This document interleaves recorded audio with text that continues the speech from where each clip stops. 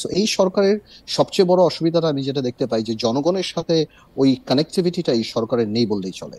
সরকারের তরফ থেকে শুধুমাত্র প্রধান উপদেষ্টা দুই একবার কথা বলেছেন, এছাড়া যারা কথা বলছেন সেখানে খুব কাটছাট কথাবার্তা বলা হচ্ছে, এবং ছোট ছোট কথাতে অনেক কন্ট্রোভার্সি দাঁড়িয়ে গেছে।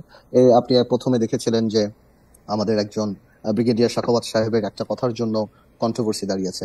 পরবর্তীতে আপনি ওই রিসেট বাটন চাপ এই কথাটা হয়তো উপদেষ্টা সাহেব, প্রধান উপদেষ্টা এমনি বলেছেন বা কথার পাশ এসে বলেছেন, বাট হয় কি পলিটিক্সে বা আমরা যারা আছি আমরা প্রত্যেকটা কথাকে ডাবল মিনিং ধরি বা নেগেটিভ ধরি বা পজিটিভ ধরি।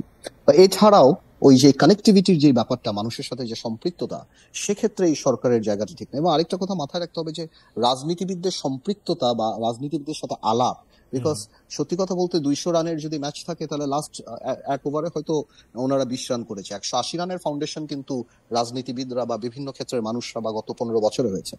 তো ওই একটা অ্যাটিটিউড এই সরকারের প্রথমে ছিল, যেটা আমাদের আন্দোলন, আমরা করব, আমরা যা ইচ্ছা তাই করবো। এই কারণে স্বাভাবিকভাবেই রাজনীতিবিদদের সাথে একটা দূরত্ব সৃষ্টি হয়। আজকে 2 মাস সরকারের সাথে বসা হয়েছে। আমার সাথে একবার দেখা হয়েছে, সাকিব ভাইদের সাথে 2বার বসা হয়েছে, আমাদের সাথে নাকি আবার 19 তারিখে বসবে। প্রথম দেখাটা ছিল শুধুমাত্র 15ই আগস্টের মর্যাদা কি হওয়া উচিত না উচিত সেটা নিয়ে। তো গুরুত্বপূর্ণ ব্যাপারগুলি প্লাস কমিশন করার যে কথা ছিল পরবর্তীতে আমাদের সাথে বসবে।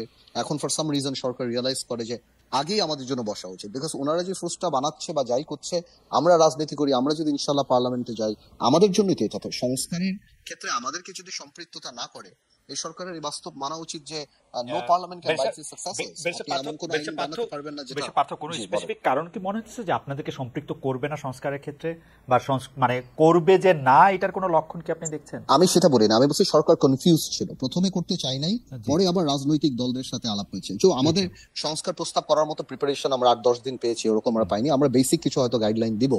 তারপর আরেকটা কথা খুব ইম্পর্টেন্ট যেটা আমি বলছি, ভাইও যেটা বলেন, সাকিব ভাই খুব কারেক্টলি পয়েন্ট আউট করেছেন, সেটা হলো এই যারা শহীদরা মারা গিয়েছেন ওনাদের রিহ্যাবিলিটেশন, ওনাদের পরিবারের রিহ্যাবিলিটেশন, যারা আহত হয়েছে, এই ব্যাপারে কিন্তু আমরা এখনো কিছু জানতে পারি না।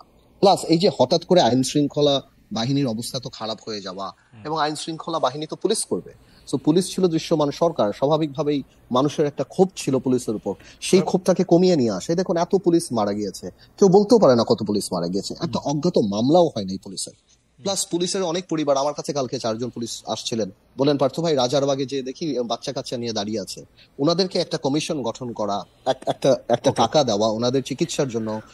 সব পুলিশ তো খারাপ না, ঠিক আছে, যারা পুলিশরা হত্যা করেছে, হারুন টাইপ, বেনজির টাইপ, বিপ্লব টাইপ, আপনি তাদেরকে আলাদা করেন, বাট ওই আমলের সব পুলিশকে যদি আপনি বাদ দিতে চান, এটা তো পুলিশের তো এই ইমেজ যদি বিল্ড আপ না করে, তাহলে আপনার আইন শৃঙ্খলা বাহিনী আপনার কিভাবে কাজ করবে? এই জায়গাগুলিতেই আসলে রাজনীতিবিদের পরামর্শ কিংবা একটা পলিটিক্যাল কাউন্সিল থাকা দরকার ছিল, যেখানে আমরা এই জিনিসগুলিকে হেল্প করতে পারতাম। এই সরকারকে আমরা হেল্প প্রথম থেকে করছি, এই সরকার ফেল করলে আমাদের ব্যর্থতা সবচেয়ে বেশি হবে, কিন্তু এটা সরকারের উপলব্ধি করা উচিত। আমরা দ্বিতীয় প্রশ্নে আসি, আমি একটু যুক্ত করব। জি, আপনি করেন। দ্বিতীয় প্রশ্নটা আসলে প্রথম প্রশ্নের সাথে খুব রিলেটেড, কিন্তু আমি এই প্রশ্নটার জায়গায় প্রথমে আন্দালিব রহমান পার্থর কাছে আসতে চাই, তারপরে আমরা সাকিবের কাছে আসবো। ব্যারিস্টার পার্থ, দ্বিতীয় প্রশ্ন, কারণ সাকিব ভাই দ্বিতীয় প্রশ্নটা রিলেটেড বলে আমরা আসছি আপনার কাছে। সেই প্রশ্নটা হচ্ছে যে এই সরকার গঠনে আপনাদের, মানে সাকিব ভাই তো বটেই প্রকাশ্যে, এবং আপনি যেহেতু জেলে ছিলেন আপনার আড়ালে হলেও আপনার ভূমিকা ছিল, ব্যারিস্টার পার্থ নিজেকে কি এখনো এই সরকারের অংশ মনে করছেন? এই সরকারের সঙ্গে কি দূরত্ব ক্রমশ বাড়ছে কিনা? মানে আপনি আসলে আপনি প্রথম প্রশ্নের উত্তরে কিছুটা আভাস দিয়েছেন, এটা যদি আপনি একটু চট করে বলেন। আমাদের তো সরকারের অংশ হওয়ার প্রশ্নই উঠছে না, আমরা তো সরকারের অংশ কোনোভাবেই না, বাট আমরা সরকারকে সহযোগিতা করার জন্য আমাদের এক্সপিরিয়েন্স থেকে আমরা সবসময় ছিলাম, আমাদের সাপোর্ট থেকে। বাট কেন জানি মনে হচ্ছে এই সরকার ওইটাতে খুব একটা, ওনারা কেন জানি মনে করছেন যে ওনারা ওনাদের লক্ষ্যে পৌঁছাতে পারবেন। যেমন আমি বলি আপনাকে, এখন পর্যন্ত এই হত্যার বিচার নিয়ে কোনো কিছুই হয়নি, যে মামলা হয়েছে ইন্ডিভিজুয়াল ক্যাপাসিটিতে। আওয়ামী লীগ কি ব্যান হওয়া উচিত, যেটা একদম গণহত্যায় জড়িত একটা রাজনৈতিক দল, 14 দল সহ, ব্যান্ড হওয়া উচিত। আচ্ছা, ব্যান্ড না হলে তারা টিল হিয়ারিং অফ দ্যাট, তারা কি আগামীতে এই নির্বাচনে অংশগ্রহণ করা, এই জিনিসগুলো আমরা বলতে পারি না সরকারের তরফ থেকে কোনো কিছু আসা হয়নি। বিচারটা কিভাবে হবে 1-1.5 বছরের মধ্যে। আচ্ছা, আরেকটু ছোট্ট কথা বলি, দুর্নীতি একটা সবচেয়ে বড় প্রবলেম ছিল। আমি একটু আগে একটা মেসেজ পাঠিয়েছি, এনসিএ, ন্যাশনাল ক্রিমিনাল এজেন্সি, সেখানে আমি নিজে গত বছর চিঠি লিখেছিলাম এই জাভেদ সাহেবের বাড়ির জন্য, যেটা পরবর্তীতে আরো 6 মাস পরে ব্রিটিশ এক এমপি লিখেছে। সরকারের এই টাকাগুলি কিভাবে আনবে, এটা একটা কমিশন করা, এক্সপার্ট এভিডেন্স নেওয়া, এস আলমের টাকাগুলি, জাভেদ কোনো কিছুই আমরা সরকারের তরফ থেকে দেখি না দৃশ্যমান। এরকম আরো অনেক কিছু আছে জাভেদ, আমার আপনার সাথে 3 ঘন্টা কথা বলতে হবে। আমি তো বললাম না সাপোর্ট আমরা করছি, কিন্তু তাদের কাজ করার প্রক্রিয়াটা আমাদেরকে খুব একটা মানে আশাহত বলবো না, বাট আমি মনে করি আরো অনেক বেটার হতে পারতো আমরা যদি সবাই সাহায্য করার একটা সুযোগ থাকতো। একটা স্পোক্সম্যান নাই সরকারের, একটা লিয়াজা কমিটি নাই সরকারের। আমি আজকে আসিফ ভাইকে ফোন করলে দেখা যাচ্ছে 3 দিন পর আসিফ ভাই কল ব্যাক করছে, আদিল ভাইয়ের সাথে হয়তো যোগাযোগ, ওনাকে ফোন করলে বলছে উনি দেখছে, ওনাকে ফোন করলে বলছে উনি দেখছে। একটা পর্যায়ে তো আমরা আমাদের আর টেলিভিশনে কথা বলা ছাড়া I want to clear it very clearly যে আমরা কিন্তু সরকারের বিরুদ্ধে না, আমরা বলতে চাচ্ছি যে এই জিনিসগুলি আমাদের করা দরকার, আমাদের বলা দরকার, এবং তাদেরও ওই রিসিপেন্ট জায়গা থাকা উচিত যে আমাদের এই অ্যাডভাইস গুলি নিক, তারপর যদি হোক না হোক। সরকারের মুখ্য উদ্দেশ্য যদি পলিথিন হর্ন বাজানো বা টেবিলে কি থাকবে এটা তো আসলে আমি আসছি বেশি কথা আপনার কাছে। জনাব জুনায়েদ সাকি, আপনি যদি একটু সংক্ষেপে বলেন যে সরকারের সাথে আপনার যে সরকার গঠনে যে আপনার প্রক্রিয়া ছিল, আপনি সেটি আসলে দ্রুত বাড়ছে কিনা ক্রমান্বয়ে বা ক্রমশ? দেখুন, এই সরকারের প্রতি আমাদের সমর্থন মানে গঠনের সময় যেমন ছিল, আমরা সমর্থন এখনো আছে। কারণ এই সরকার আমাদের প্রতিপক্ষ আমরা মনে করি না। এই সরকার একটা অন্তর্বর্তীকালীন সরকার এবং অন্তর্বর্তীকালীন সময় দায়িত্ব পালনের জন্য আছে। এখানে অন্তর্বর্তীকালীন সময় রাষ্ট্র পরিচালনা আর একই সাথে যে রাজনৈতিক উত্তরণের যে জায়গাটা, সেটা তাদের দায়িত্ব। এখন সেখানে যে প্রত্যাশা অনুযায়ী যে কাজ করা, সেখানে অনেকগুলো ঘাটতি আছে, সেটা আমি শুরুতেই বললাম। এর মানে এই না যে তাদের পুরোটাই ঘাটতি। যেমন শহীদদের তালিকার কথা বললাম, সেই তালিকা কিন্তু প্রণয়ন হচ্ছে, সেটা একটা প্রক্রিয়ার মধ্যে আছে। ইতিমধ্যে ছাত্রদের সহ যে একটা উপকমিটি হয়েছে, তারা একটা খসড়া তালিকা প্রকাশ করেছেন। এই তালিকা আরো হচ্ছে। কিন্তু যেটা আবার বলবো যে একই সাথে আমরা যখন শহীদদের স্মরণ করতে বিভিন্ন জায়গায় যাচ্ছি, বিশেষভাবে আমি নিজে আমাদের দলের দিক থেকে যখন আমরা বিভিন্ন অনুষ্ঠানে গিয়েছি, শহীদদের পরিজন যখন তারা কিভাবে তাদের জীবন নির্বাহ করবেন, বিশেষত অনেক শহীদরা আছেন যারা পরিবারের একমাত্র উপার্জনকারী ছিলেন, তাদের যে প্রাত্যহিক বাস্তবতা, সেটার প্রতি যে মনোযোগটা থাকা দরকার, সেই মনোযোগের অনেক আপনার কাছে মনে হয় না, আমি এটা উদাহরণ আকারে সাকিব ভাই, আপনার কাছে মনে হয় না যে যারা শহীদ হয়েছেন তাদের বেশিরভাগই হচ্ছে যারা এখন ক্ষমতায় আছেন, ছাত্র জনতা সমন্বয়কদের মধ্যে থেকে বা ছাত্র জনতার মধ্যে থেকে শহীদ হয়েছে, তারা তাদের ব্যাপারটা জানেন। অন্তর্বর্তীকালীন সরকারের প্রধান 100 কোটি টাকার একটি ফান্ডও করেছেন এবং সেটির ব্যাপারে চিন্তা করা হচ্ছে। মানে এই ব্যাপারটি বারবার আপনারা সামনে আনছেন কেন? মানে আপনি বারবার এটাকে আমি আনছি না, আমি বলছি যে মানে আমি একটা উদাহরণ দিলাম যে কাজের ক্ষেত্রে আমরা অগ্রগতিটাও দেখছি, আবার যেখানে ঘাটতি হচ্ছে সেই কথাগুলো আমরা বলছি। Studio not to move in front of me please. Sakib ভাই কন্টিনিউ। আচ্ছা, যেটা বলছি যে আমরা এটাকে নেতিবাচক অর্থে না দেখে আমরা যেটা বলছি, যা প্রয়োজন, যা সমস্যাগুলো হচ্ছে, সেগুলো সরকারের কাছে তুলে ধরা, সেটা আমাদের একটা কর্তব্য আমরা মনে করি। এবং এই কর্তব্যের জায়গা থেকে আমরা এই যে গত শনিবারে যে বৈঠকটি হলো, সেই বৈঠকে আমাদের পক্ষ থেকে আমরা প্রস্তাব করেছি যে একটা ন্যাশনাল পলিটিক্যাল কাউন্সিল কিংবা জাতীয় রাজনৈতিক একটা কাউন্সিল গঠন করা যেতে পারে, কিংবা যে নামেই বলেন না কেন, একটা কাঠামো তৈরি করা যেতে পারে যেখানে সরকারকে যারা সমর্থন জানিয়েছে, শিক্ষার্থী, রাজনৈতিক দল, শ্রেণী পেশার সংগঠন, অর্থাৎ অংশীজন, জনগণের বিভিন্ন অংশ, তাদের সাথে সরকারের আরো ঘনিষ্ঠ যোগাযোগটা থাকে। কারণ এদের সমর্থনের ভিত্তিতেই, তার শক্তির উপর দাঁড়িয়ে কিন্তু এই সরকার রাষ্ট্র পরিচালনা করছে। কাজেই প্রাত্যহিক রাষ্ট্র পরিচালনার সাথে রাজনৈতিক উত্তরণ, দুটো ক্ষেত্রেই সরকারকে যাতে আমরা আরো ঘনিষ্ঠভাবে সহযোগিতা করতে পারি, সেইটা খুব জরুরি একটা জায়গা আমরা মনে করি। এখন এখানে সরকারের অনেক না, আমি একটু অ্যাড করি তো এখানে খালিদ, এখানে তো আপনার ইন্টারিম গভর্নমেন্টে জনগণের সাথে সম্পৃক্ত যারা আছে, নূর আছে, মান্না ভাই আছে, সাকিব ভাই আছে, এনাদের মতো মানুষদেরকেও তো উপদেষ্টাতে নিতে পারে। এখানেও তো কোনো প্রবলেম নেই, এখানে তো জনসম্পৃক্ততা বাড়বে। এটা তো আমি মনে করি যে এটা হওয়া উচিত। আচ্ছা, এই বিষয়ে হয়তো বিভিন্ন জনের বিভিন্ন মত থাকতে পারে, কিন্তু প্রথমত বিষয়টা হচ্ছে যে রাজনৈতিক দলগুলোর মধ্যে, রাজনৈতিক দল যেহেতু ভবিষ্যতে একটা নির্বাচন হবে, সেই নির্বাচনের প্রক্রিয়ার মধ্যে দিয়েই তারা তাদের উত্তরণ পর্বটাতে তাদের ভূমিকা রাখার কথা চিন্তা করেছেন, অনেকেই করেন সেটা। আমি যে জায়গাটা বলতে চাইছি যে মাঝখানের এই পর্বেও যেহেতু এই সরকার আসলে শুধু উপদেষ্টাদের তো তারা দায়িত্ব পালন করছেন, কিন্তু উপদেষ্টাদের শক্তির ভিত্তিটা কোথায়? শিক্ষার্থী, রাজনৈতিক দল, শ্রেণী পেশার অংশীজনরা, যারা এই আন্দোলন করেছে এবং যারা এই আন্দোলনের প্রতিনিধিত্ব করে। কাজে তাদের সাথে যে প্রাত্যহিক রাষ্ট্র পরিচালনা এবং রাজনৈতিক উত্তরণ পর্ব, দুই ক্ষেত্রেই খুবই ঘনিষ্ঠ যোগাযোগ থাকা দরকার। তার কাঠামোটা কি হবে সেটা সরকারকেই ভাবতে হবে এবং আমরাও নিশ্চয়ই পরামর্শ দিতে পারবো, কিন্তু সেইটার জায়গাতে পৌঁছানো দরকার।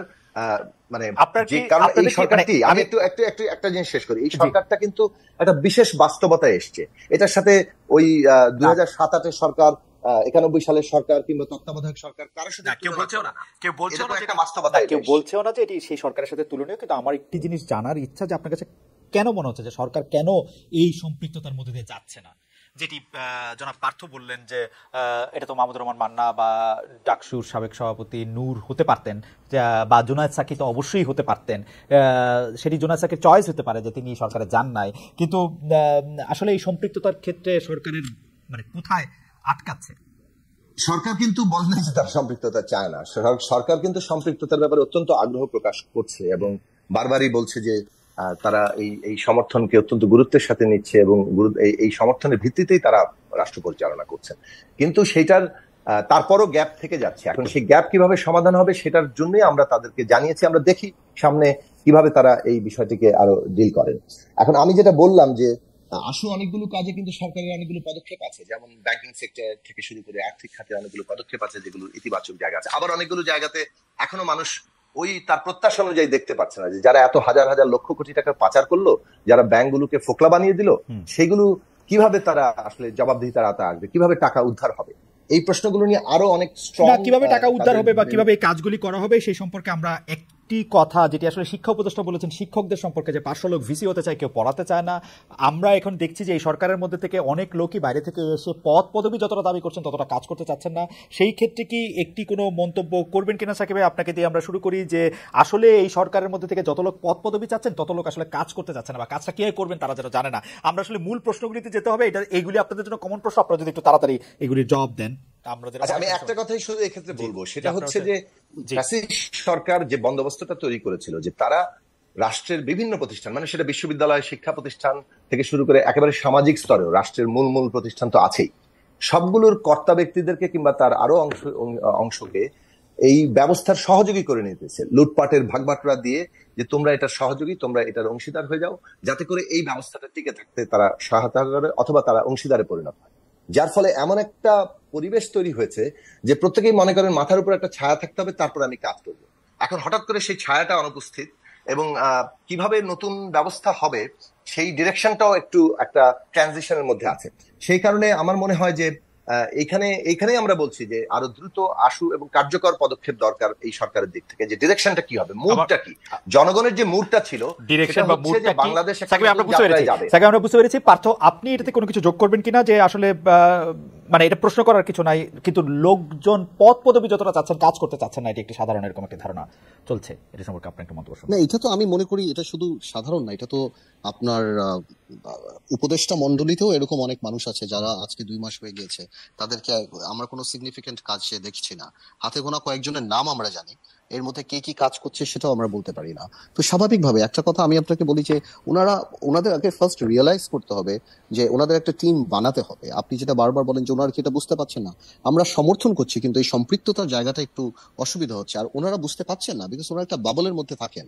ওনারা সুশীল মানুষ, যার যার জায়গায় কাজ করেছেন, ভালো সাকসেসফুল হয়েছেন, কিন্তু আমাদের কাজ তো সাধারণ মানুষকে নিয়ে, পলিটিশিয়ানদের কাজ সাধারণ মানুষ, আমাদের কাছে সাধারণ মানুষের অ্যাক্সেস আছে, ওনাদের কাছে সাধারণ মানুষের অ্যাক্সেস নেই। তো আসলে মার্কেটে যে কি অবস্থা, সাধারণ মানুষের কি অবস্থা, ওই জিনিসটা জেনে কিভাবে ওটাকে পলিটিক্যালি হ্যান্ডেল করতে হয় ওই সম্পর্কে তো আসলে নাই। যে আমি পুলিশের যে কথাটা বললাম, যে পুলিশকে যদি আপনি রিহ্যাবিলিটেট করতে চান, আগে পুলিশের মোরাল বুস্ট আপনার করতে হবে, আদারওয়াইজ পুলিশ আপনার কাজ করবে না।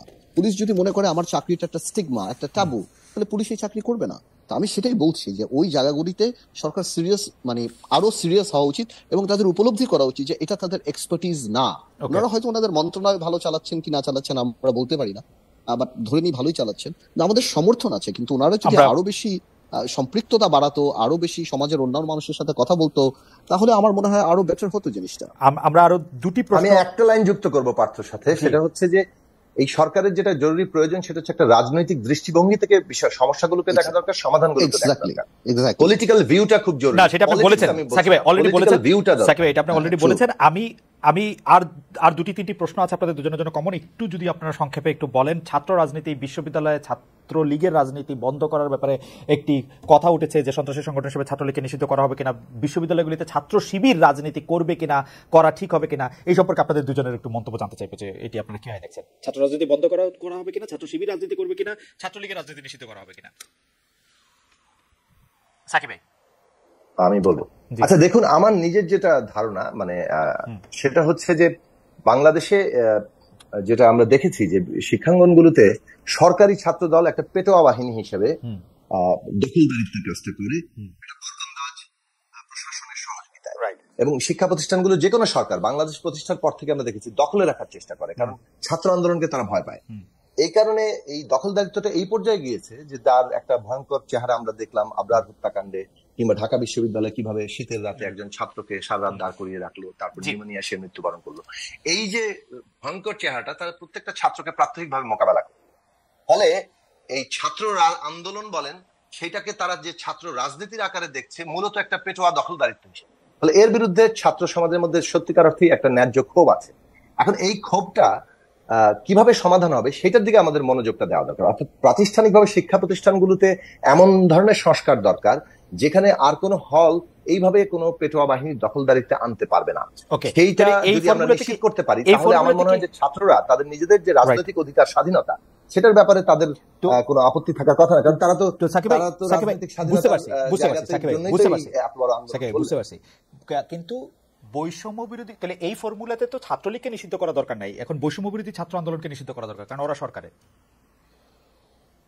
না। বৈষম্য বিরোধী ছাত্র আন্দোলন কিন্তু এই দখলদারিতে যাচ্ছে না এখনো পর্যন্ত। তাদের বিরুদ্ধে এই অভিযোগ বলেন যে যারাই সরকারে যায় তারা দখলদারিতে যায়, এটা একটা বরকন্দাজ প্রশাসন আমি বলতেছি এটা কায়েম করতে চেষ্টা করছে, এরকম কোনো অভিযোগ তো না। আপনি বললেন যে এটা একটা ফর্মুলা, সেইজন্য আমি বললাম না। ফর্মুলাটা এতদিন কাজ করেছে, এখন কাজ করছে। এই 5ই আগস্ট পর্যন্ত এই ফর্মুলাটাই বাংলাদেশে কাজ করেছে প্রধানত। আচ্ছা, তাহলে আমি বুঝতে পারছি। তাহলে আপনি আমাকে এই তিনটা স্ট্যাকেটো প্রশ্নের যদি আপনি একটু জবাব দিতেন, তাহলে কি ছাত্র রাজনীতি নিষিদ্ধ করার দরকার আছে কি নাই, মানে আপনি কি মনে করেন?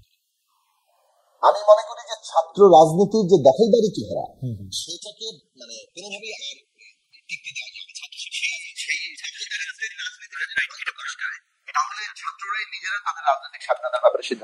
ছাত্র শিবিরের রাজনীতি দেখুন, এখন কোন একটা বিশেষ সংগঠনের ব্যাপারে যে আগে যে সিদ্ধান্তের জায়গা ছিল ছাত্র শিবির, জামাত ইসলামী, এই প্রশ্নে আমাদের অবস্থানটা ছিল 1971 সালে তাদের ভূমিকার প্রশ্ন, যে 1971 সালে তারা পাকিস্তানি গণহত্যার সাথে তাদের রাজনৈতিক অবস্থান সহযোগীর অবস্থান ছিল এবং তারা গণহত্যার একটা অক্সিলিয়ারি ফোর্স হিসেবে তাদের কোন কোন প্রতিষ্ঠিত বাহিনী কাজ করেছে।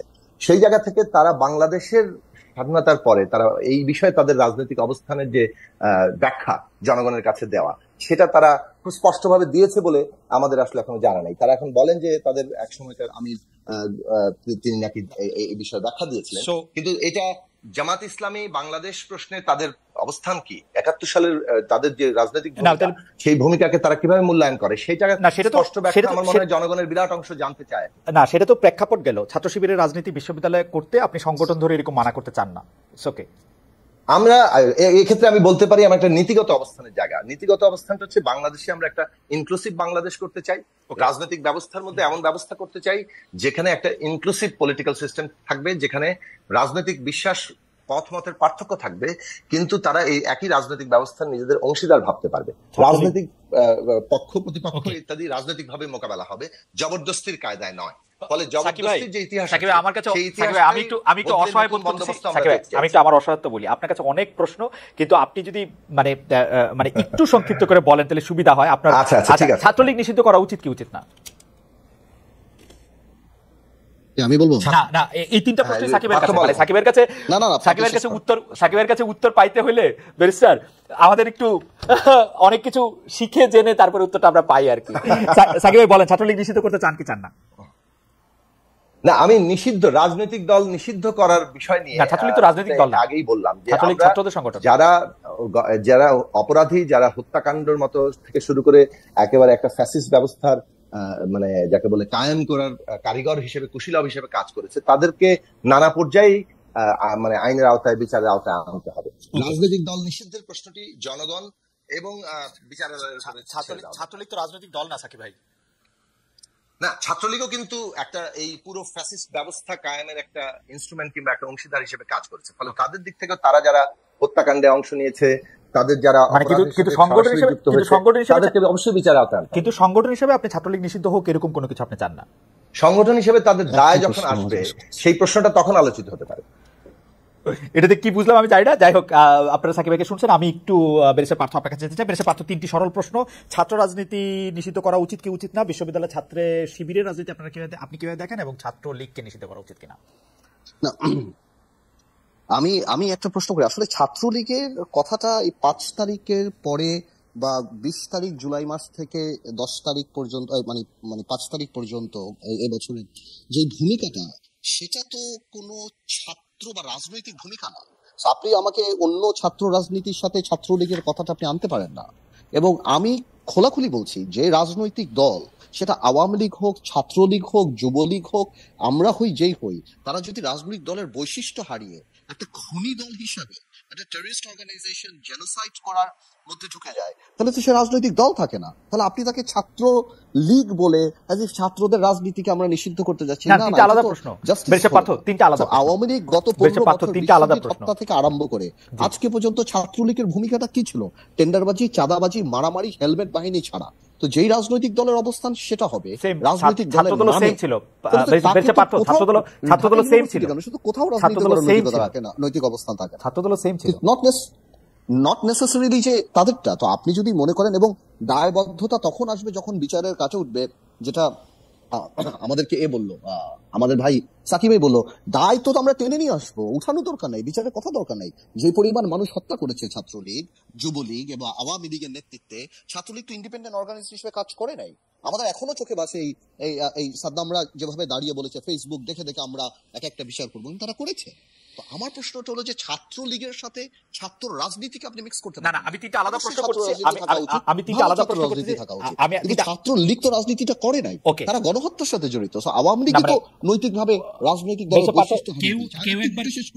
আজকের দিনে আপনি চিন্তা করে দেখেন, এই আওয়ামী লীগের যে বড় বড় নেতারা বা আওয়ামী লীগের ছাত্র নেতারা, এরা এক সময় বাংলাদেশে কামানের সামনে, ট্যাঙ্কের সামনে, পুলিশের সামনে দাঁড়িয়েছিল, স্বেচ্ছায় জেলে গিয়েছে। আজকে 2 মাস হয়ে গিয়েছে, কেউ ঘর থেকে বের হয়নি, কারণ তারা জানে তারা খুনি, তারা চোর, তারা লুটেরা, তারা গণতন্ত্র হত্যা করেছে, তারা বাংলাদেশের মানুষের সাথে প্রতারণা করেছে, এবং তারা ভেগে গিয়েছে। তাদের ওই মোরাল পাওয়ারটা নাই, এই কারণে তারা ফেস করছে না। এই নেতারা, এই গ্রুপরা, আজকে সিনিয়র যত নেতা দেখছেন, মাঝখানে এই যে নানক বলেন, রহমান বলেন, বা হানিফ বলেন, বা আমির হোসেন আমু, তোহার নামে যাদেরকে বলেন, এরা এক সময় সরকার, স্বৈরাচার সবার বিরুদ্ধে যুদ্ধ করেছে, আপনারা দেখেছেন রাজপথে। তো আজকে কেন তারা পালিয়ে যাচ্ছে? আজকে তারা দেশ ছেড়ে চলে যাচ্ছে?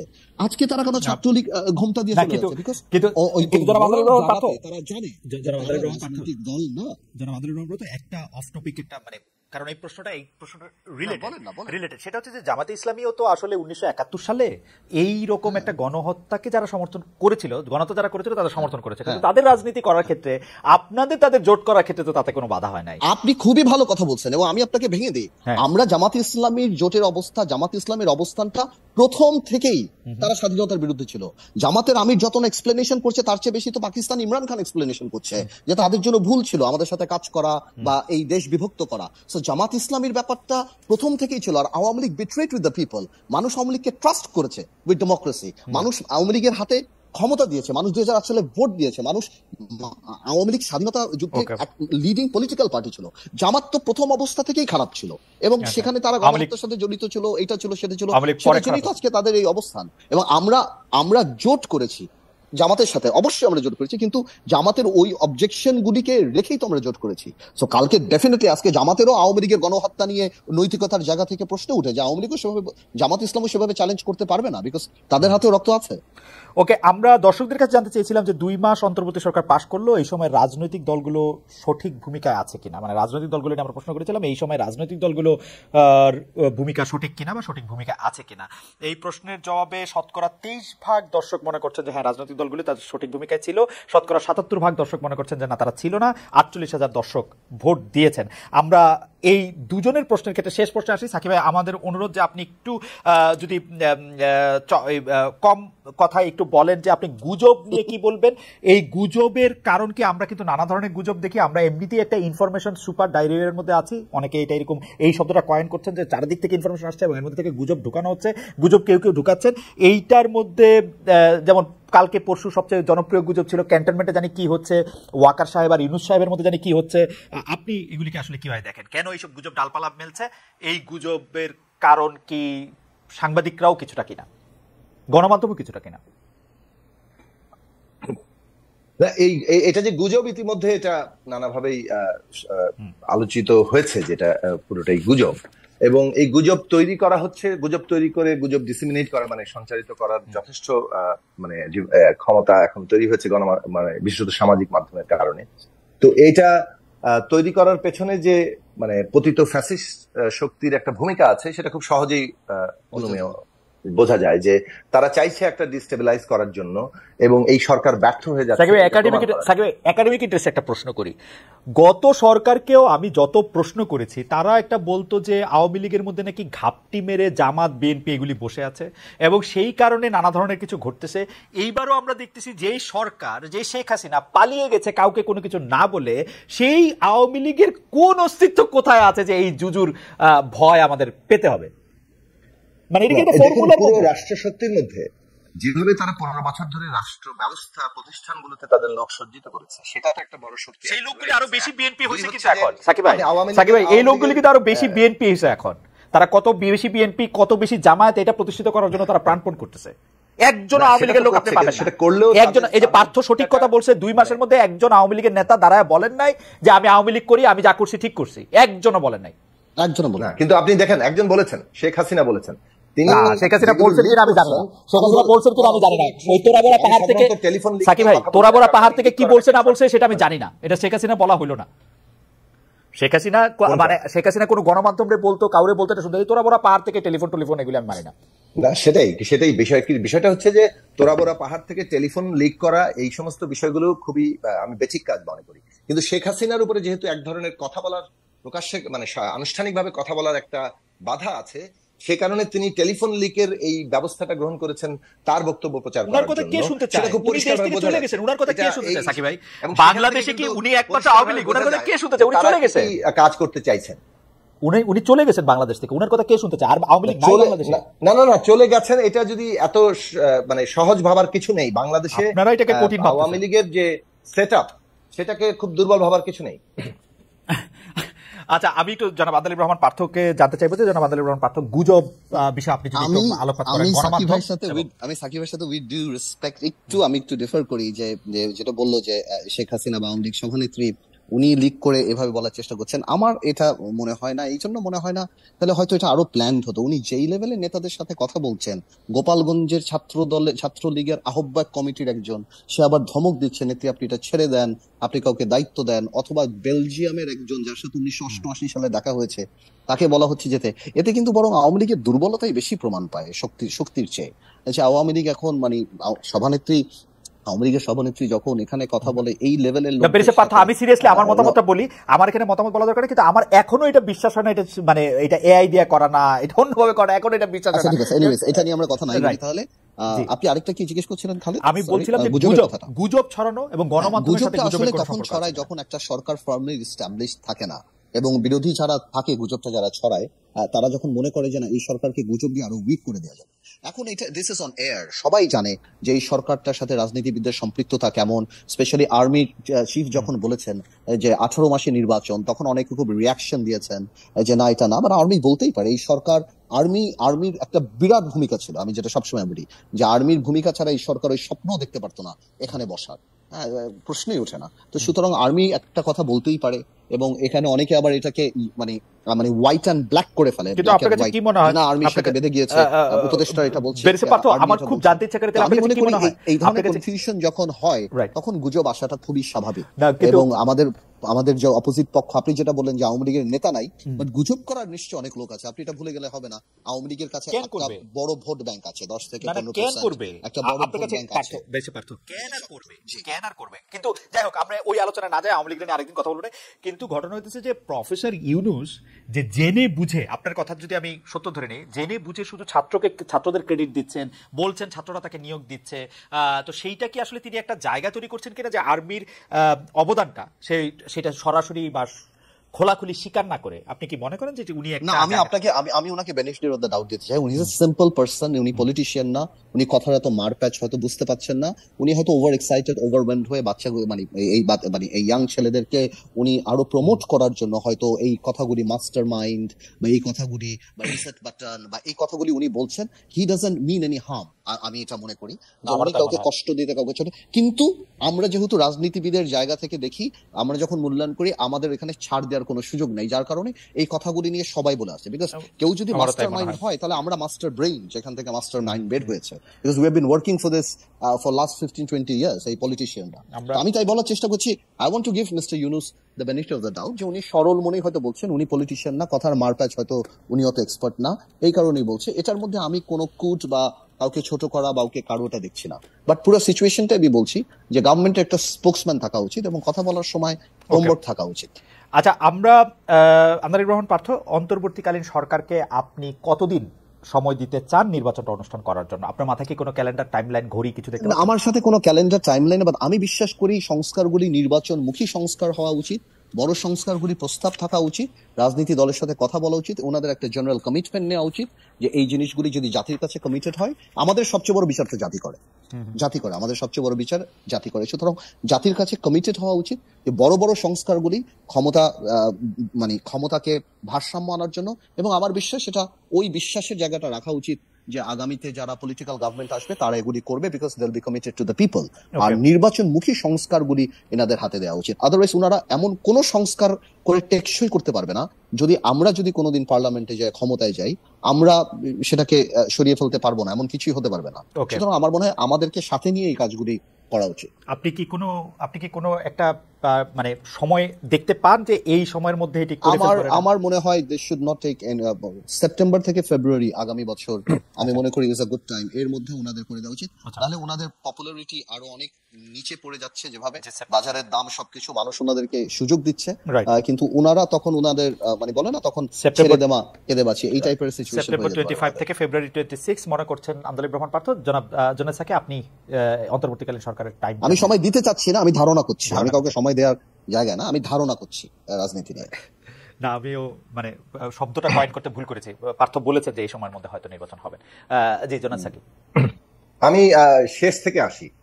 দেখুন, সময়সীমা নির্ধারণ করার কোনো, আসলে আমারও কাছে কোনো ক্যালেন্ডার নেই।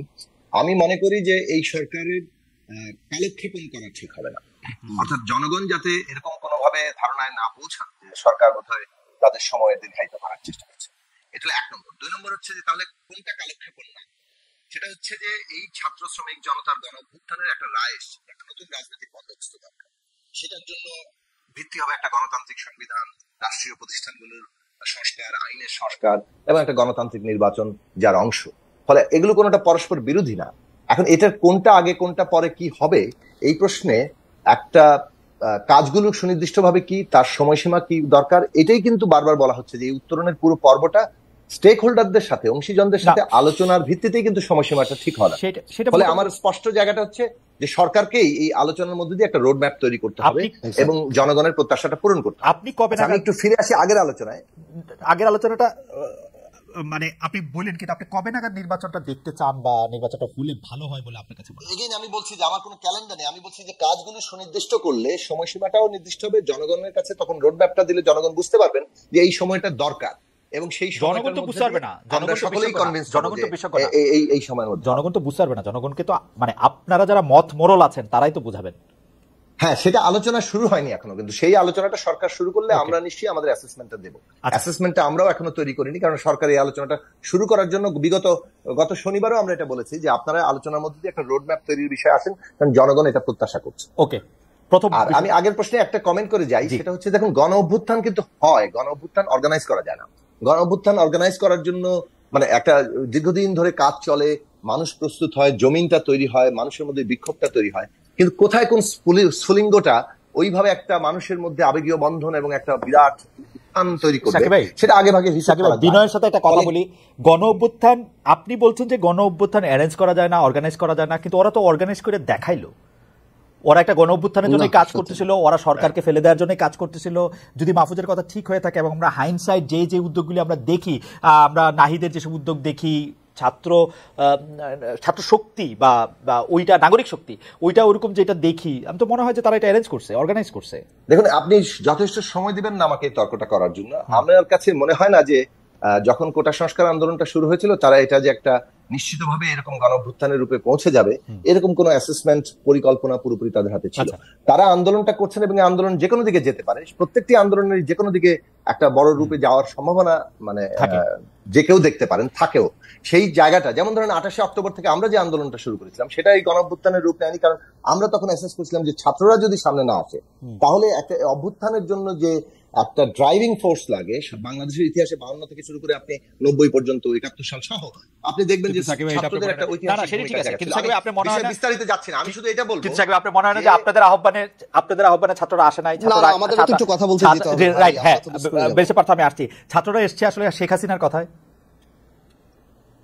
হ্যাঁ, শেখ হাসিনার অবশ্যই শাসকদের একটা রোল থাকে, তো আপনি তো এটা ক্রিয়ার একটা প্রতিক্রিয়ার জায়গা আছে। 14 তারিখে যেভাবে রাজাকারের নাতিপুতির সাথে পুরো আন্দোলনকারীদের তুলনা করা হলো, এটা পুরো আন্দোলনটার পলিটিক্যাল ডাইমেনশন, একটা কোটা সংস্কারের একটা পলিটিক্স আছে, কিন্তু এটাকে সম্পূর্ণ ফ্যাসিস্ট শাসন ব্যবস্থা বিরোধী একটা সংগ্রামের জায়গাতে এটা উত্তীর্ণ করলো।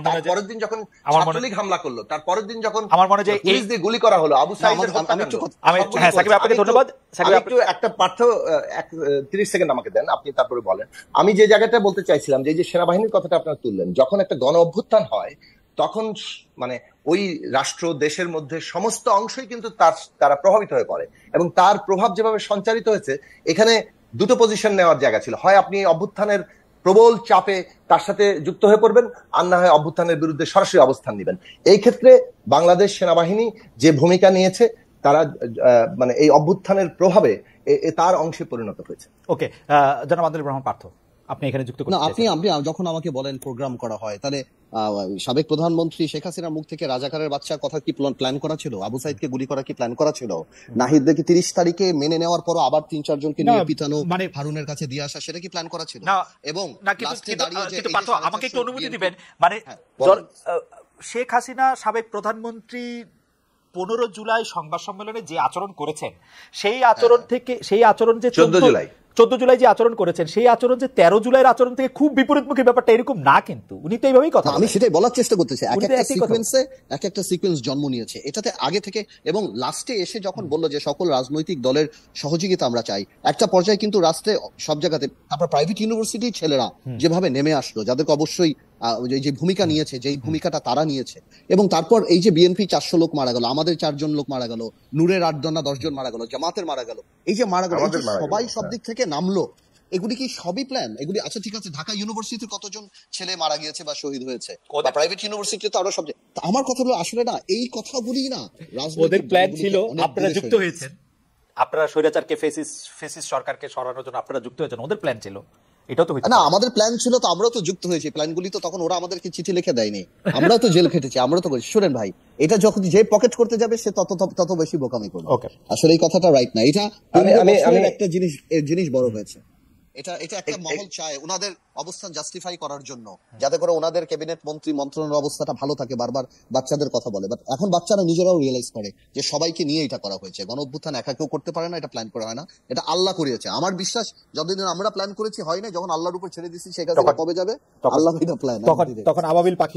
আমি আমাকে একটু 30 সেকেন্ড দেন। সেটা হচ্ছে যে দেখুন, আমি ছাত্র নেতৃবৃন্দের যে ভূমিকা সেটাকে কোনোভাবে আমাদের খাটো করার কোনো চেষ্টা আমার বক্তব্যের মধ্যে নাই। আমি বলতে চাইছি যে এই পুরো আন্দোলনের যে সিকোয়েন্সে তাদের প্রত্যেকটি অংশে খুবই গুরুত্বপূর্ণ ভূমিকা রেখেছেন, খুবই অসাধারণ ভূমিকা রেখেছেন। কিন্তু আমি শেষ করি, 28 অক্টোবরের আগেও 28 অক্টোবরের পরেও আমরাও কিন্তু পরিকল্পনা করেছি এই ফ্যাসিস্ট সরকারের বিরুদ্ধে একটা গণ অভ্যুত্থান করা। গণ অভ্যুত্থানের কথা 14 সালের পর থেকেই বহু বক্তৃতায় বলেছি, বিশেষত গত 5 বছরে তো বলতে বলতে মুখে ফেনা তুলে ফেলেছি। কিন্তু প্রশ্নটা হচ্ছে এগেইন, গণ অভ্যুত্থানের ওই ঐতিহাসিক মুহূর্তটা তৈরি করার ক্ষেত্রে আপনার কারো মানে পরিকল্পনা করলেই সেটা কাজ হয় না। সেটার অনেকগুলো ঘটনা একটা বিন্দুতে কোয়েনসাইড করে। সেই কোয়েনসাইড করার ঘটনাটা এটা না। আমি আসলে আপনি একটু আমি বলি, আমি এটাতে আপনার সাথে খুব তর্ক করতে চাই না বা পার্থের সাথে দ্বিমত করতে চাই না, কিন্তু আসলে ফুটবল খেলার উদাহরণ দিয়ে যদি বলি যে একটা তো হচ্ছে গোল করা, আরেকটা হচ্ছে অ্যাসিস্ট করা, মাঝখানে পিছনে কোথায় কোন খেলা হয়েছে সেটা কি এটার সাথে আসলে খুব গুরুত্বপূর্ণ। অ্যাসিস্ট আর স্কোরই তো আসলে মানে কাজে লাগে। তো আপনি যদি গণ অভ্যুত্থানের ক্ষেত্রেও সেভাবে আপনি দেখেন, সেক্ষেত্রে স্কোর আর অ্যাসিস্ট যারা করেছে, না থাকলে আপনার অ্যাসিস্ট আর গোলটা তো আলাদা করে আসে। আচ্ছা আচ্ছা এনিওয়েজ এখন ঠিক আছে, ওনারাই ভালো, ওনারাই না আচ্ছা ঠিক আছে, এটা নিয়ে নিশ্চয়ই আমরা আরো অনেক কথা বলতে পারবো, কে কোথায় কথা বলি। আপনি এটা খালেদ, আমরা যেটা আলোচনা করছি, এই যে জমিনটা তৈরি হয়েছে যে কারণে ধরুন মানে এই যে যারা নেমে পড়েছে ঢাকা সহ বিভিন্ন অঞ্চল, আওয়ামী লীগের আওয়ামী লীগ এত খারাপ শাসন করেছে, আওয়ামী লীগের কৃতিত্ব, আওয়ামী লীগ এত খারাপ শাসন করেছে যে সবাই বিরক্ত ছিল আওয়ামী লীগের উপর। তার মানে তার বিরুদ্ধে যে ধরেন এটা যে একটা ফ্যাসিস্ট শাসন ব্যবস্থা, এর বিরুদ্ধে যে একটা নতুন বন্দোবস্ত লাগবে, এই দেশ সংস্কার করতে, পুরো প্রশ্নগুলো কিন্তু দীর্ঘদিন ধরে আমি মানলাম, মানে এটা আমার মানা না, আমিও মনে করি যে একটা হোলিস্টিক অ্যাপ্রোচের মাধ্যমে এই গণ আন্দোলনটা, গণ অভ্যুত্থানটা, ছাত্র জনতার এই সম্মিলিত জায়গাটা সেটা আসলে তৈরি হতে আসলে সময় নিয়েছিল, সেটা আমিও মনে করি। কিন্তু যারা অন্যরকম মনে করে তাদের জন্য এই প্রশ্নটা করা। আমি আবার একটু অন্য প্রশ্নে আসি, জনাব আদালুর রহমান পাত্র, আমাদের খুব বেশি সময় নাই। আমরা দেখছি যে শেখ পরিবারের কে কোথায় আছেন সেটা আমাদের কাছে কোনো স্পষ্ট নয়। আপনার সঙ্গে যাদের ব্যক্তিগত সম্পর্ক আছে, আত্মীয়তা আছে, তাদের বিষয়ে আপনার কাছে কোনো খোঁজ আছে কিনা? ব্যক্তিগত প্রশ্ন করার জন্য দুঃখিত ব্যারিস্টার পার্থ, আপনি চাইলে না উত্তর দিতে পারেন। না আমি জানি না, আমার সাথে কোনো কিছু নেই, যেখানে আছে আর কি, কত সাবধানে আছে, আমার কোনো আইডিয়া নেই। আচ্ছা আমি একটু যেতে চাই হচ্ছে জনাব জোনায়েদ সাকি আপনার কাছে। আপনি রংপুরে বলেছেন আওয়ামী লীগ বা তার দোসররা মাদ্রাসা সহ বিভিন্ন ধর্মীয় স্থাপনা ভাঙছে, এটা কি রাজনৈতিক বক্তব্য নাকি সত্যতা আছে?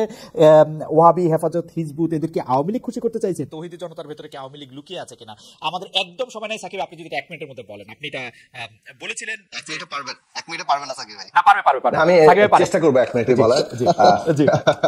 দেখুন, যে কোনো ঘটনার দুটো জিনিস আছে। বাংলাদেশে এই ধরনের যে কোনো উগ্রতা, অসহিষ্ণুতা, ঘৃণা, বিদ্বেষ এবং এক পক্ষ আরেক পক্ষকে হামলা করা, এগুলো তো আমরা দেখছি। এটা যেমন হিন্দু সম্প্রদায় কিংবা ধর্মীয় ভাবে সংখ্যাগরিষ্ঠের বাইরে অন্য সম্প্রদায় যারা আছেন তাদের উপরে হামলা হচ্ছে, অন্য মানে জাতিগত ভাবে হামলা হচ্ছে, রাজনৈতিক বিশ্বাসের উপর হামলা হচ্ছে। এখন প্রশ্ন হচ্ছে যে এটা একটা পলিটিক্যাল অ্যানালিসিস করতে হয় সবসময়, যে হু বেনিফিটস। এই মুহূর্তে বাংলাদেশে এই হামলাগুলোর দ্বারা বাংলাদেশকে আবার বিশ্বে যেভাবে চিত্রিত করা হচ্ছে, যে বাংলাদেশ একটা জঙ্গি রাষ্ট্র হয়ে যাচ্ছে, এখানে সমস্ত কোট আনকোট সংখ্যালঘুরা খুবই বিপদের মধ্যে আছে, এই পুরো বিষয়টা যে প্রচারণা যেভাবে যাচ্ছে, তাতে এটা পরিষ্কার যে এই ঘটনার মধ্যে একটা পরিকল্পিতভাবে ঘটানোরও একটা ইন্ধন আছে। তার মানে জমিনে কিছু লোক তো প্রস্তুত থাকে বলেই সেখানে আগুন দেওয়ার চেষ্টা করলে আগুনটা লাগে। বাংলাদেশে যে অসহিষ্ণুতা এবং এই উগ্রতা যে আছে, এটা তো আমরা অতীত দেখেছি, কিন্তু এখন পরিকল্পিতভাবে পরিষ্কারভাবে মনে হচ্ছে যে এই ঘটনাগুলো ঘটিয়ে বাংলাদেশকে এই সরকার অকার্যকর, এটা ডিস্টেবিলাইজ করা, এটা ঘটানো হচ্ছে, যার ফলে এর লাভ যে পরিষ্কারভাবে পতিত ফ্যাসিস্ট শক্তি ভারতের বিজেপি, এটা পরিষ্কারভাবে আমার মনে হয় বিশেষ করে ভূমিকা দেখলে আমার মনে হয় বিষয়ে খোলামেলায় বলতে চাই। আমার মনে হয় যে বিশেষ করে ভারতীয় মিডিয়ার ভূমিকা, যেটি এই সরকার দায়িত্ব নেওয়ার পরে তারা যে ভূমিকা নিয়েছে, আমার মনে হয় না মানে অবিশ্বাস্য, মানে ভবিষ্যতের গণযোগাযোগ ভূমিকা নিয়েছে, এটা কি খুব স্বাভাবিক মনে হয়? না স্বাভাবিক মনে হয় না, দেখি তো বলছি। ভবিষ্যতে গণযোগাযোগ সাংবাদিকতা যারা পড়বেন, যারা জার্নালিজম পড়বেন তাদের নিশ্চয়ই এটি একটি মানে গবেষণার ব্যাপার হবে আর কি। এটা ল্যাবরেটরি গবেষণা করা দরকার যে তারা আসলে কি করেছে, মানে এটা স্বাভাবিক গবেষণা আসলে, এটা ফরেনসিক অ্যানালাইসিস হওয়া দরকার, এটা ফরেনসিক অ্যানালাইসিস হওয়া দরকার। জনাব আদালুর রহমান পার্থ, সম্ভবত আমাদের শেষ প্রশ্ন, টাইম আর একদমই নাই। আপনি বিএনপির সঙ্গে জোটে ছিলেন, তারপরে জোট থেকে বেরিয়েছেন, যুগপৎ আন্দোলনে ছিলেন না। এখন অবস্থা যেরকম দেখা যাচ্ছে যে ভবিষ্যতের নির্বাচনে বিএনপি একটা জোট করতে পারে, জামাত একটা জোট করতে পারে, আপনি তখন কি করবেন? বিএনপির সঙ্গে জোটে যাবেন, জামাতের সঙ্গে জোটে যাবেন, একলা থাকবেন? এই ব্যাপারে আপনার কোনো চিন্তা এই মুহূর্তে আছে কিনা? তো বিএনপি জোট করতে পারে, জামাত জোট করতে পারে, আমিও তো জোট করতে পারি। আপনি এটা ধরলেন না কেন? আপনিও করতে, সেটাই জানতে চাইলাম আর কি। আপনিও জোট করতে বিএনপি বা জামাতকে দেবেন কিনা? আপনি জোট করলে বিএনপি জামাতকে ডাকবেন কিনা? আমি বিএনপির সাথে জোট করছি না, আমার অধীনেও তো একটা জোট হতে পারে, রাইট, হতে পারে, আমরা মিলেও তো একটা জোট করতে পারি, তাই না? তখন জামাত আপনার এটা সময় বলে দিবে, ওকে ইনশাআল্লাহ সময় বলে দিবে। আমাদের আসলে আজকে বেশ কিছু প্রশ্ন করতে পারলাম না, সাকিব ভাই এবং পার্থের চমৎকার কথা শুনতে শুনতে আমার কিছু সময় আমাদের পার হয়ে গেল। সাকিব ভাই, আমাদের শেষ প্রশ্ন হচ্ছে যে বিএনপির 31 দফা নিয়ে আপনাদের প্ল্যাটফর্ম গণতন্ত্র মঞ্চ থেকে আপত্তি থাকলেও সব মিলিয়ে 31 দফা যদি বাস্তবায়ন করা যায়, তাহলে অন্তর্বর্তী সরকারের সার্বিক সংস্কার সেভাবে কি আর দরকার আছে কিনা? অন্তর্বর্তী সরকারের সংস্কারের মধ্যে তো এই প্রস্তাবনাগুলো আসবে, এবং আমি এটা বলবো যে আমরা 31 দফা পৌঁছেছিলাম, সেখানে আমাদের যে 14 দফা ছিল, এগুলো তো যখন একটা অনেকগুলো দল মিলে একটা জায়গায় পৌঁছানো, সেখানে ন্যূনতম জায়গায় ঐকমত্য হয়, অনেকগুলো জায়গায় আবার পার্থক্য থাকে। প্রশ্নটা হচ্ছে যে এটা আমি একই সাথে বলবো যে এই সংস্কারের দিকটা অত্যন্ত গুরুত্বপূর্ণ। গণ অভ্যুত্থান মানুষের আকাঙ্ক্ষা কিন্তু আরো বাড়িয়ে দিয়েছে, এবং সেই আকাঙ্ক্ষাটাকে আমাদের রাজনৈতিক দলগুলো নিশ্চয়ই আবার নতুন করে মূল্যায়ন করছেন, এবং সেই লক্ষ্যে পৌঁছানোর জন্য সবাই মিলে আমরা যাতে এক জায়গায় এক যাত্রায় আসতে পারি, সেটার জন্য আমাদের কনসেনসাসের দিকে চেষ্টা করা দরকার। শেষ প্রশ্ন জনাব আন্দালিব রহমান পার্থ আপনার কাছে, সেই প্রশ্নটি হচ্ছে যে আওয়ামী লীগ ও তার জোটের সবাই মাইনাস, গত 2 মাস গ্রহণযোগ্য হলো তৃতীয় দফার সংলাপে জিএম কাদেরকে আর গ্রহণ করতে রাজি নাই সমন্বয়করা, বিষয়টা আপনি আসলে কিভাবে দেখেন? শেষ প্রশ্ন। আমি খুবই পজিটিভলি দেখি জিএম কাদেরকে বা জাতীয় পার্টিকে বা আওয়ামী লীগের যারা অক্সিজেনের ভূমিকা পালন করেছে, আওয়ামী লীগের এই ভোট চুরি বা এই যে কাজগুলি করে, সেখানে সবসময় জাতীয় পার্টি থেকেছে। আমি মনে করি না জাতীয় পার্টিকে নৈতিকভাবে এই সরকারে, যত এই সরকারটা একটা গণঅভ্যুত্থানের পরে আসা সরকার, এই সরকার গণঅভ্যুত্থানটা করেছিল আওয়ামী লীগ তার দোসরের বিরুদ্ধে, তো কোনোভাবেই জাতীয় পার্টিকে এই সুযোগ দেওয়া উচিত না। জাতীয় পার্টির কোনো মায়া কান্না এখানে অ্যাকনলেজ করা উচিত না। বিকজ আওয়ামী লীগ যে এই 3টা টার্ম ইলেকশনে ছিল, সেটার একদম লাঠির ভূমিকা পালন করেছে জাতীয় পার্টি। সারা বছর কান্নাকাটি করেছে, রাত্রেবেলা টাকা খেয়ে আর নমিনেশন কিছু নিয়ে তারা ভিতরে ঢুকে গিয়েছে আমরা আওয়ামী লীগ, এবং এই সরকারকে একটা বৈধতা দেওয়ার ব্যবস্থা করছে। ইম্পসিবল। জাতীয় পার্টিকে প্রথম দিন থেকে এত ইম্পর্টেন্স দেওয়া উচিত ছিল না।